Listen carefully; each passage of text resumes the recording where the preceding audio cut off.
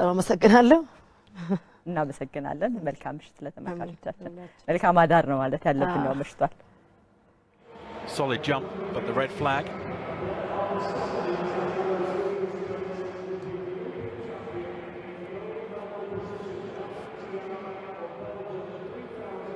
Manyonga and Lawson over 840 but a clutch of athletes separated by only 10 centimeters that's between 3rd and 8th could be a tear up for the bronze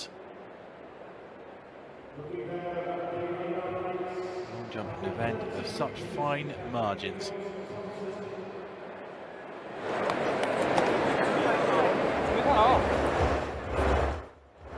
It almost looks like the athletes now believe that you need just one good jump to be able to win it, so they concentrate on giving it their all in just one of them.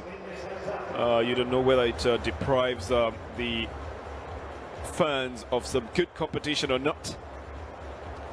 Well, a look at the heptathlon standings after 3 events. It's Nafi Thiam of Belgium, the Olympic champion, with a 72-point lead from Caroline Schaefer.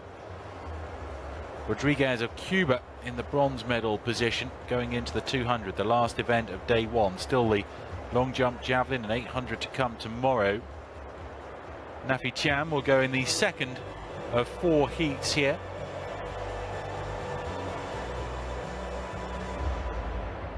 That's the lineup for the first of them.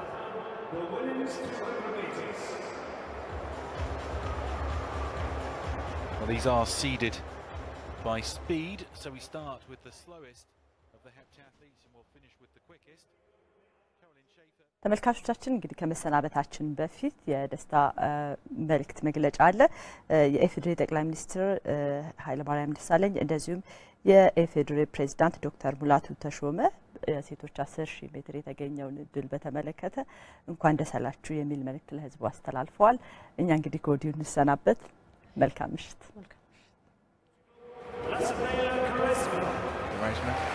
Third overall.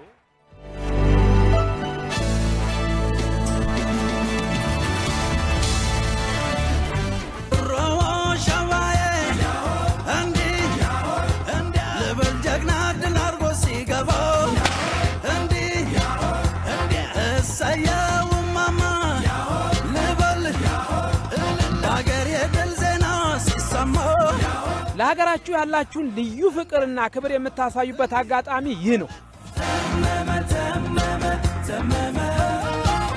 ለሀገሬ እሮጣለሁ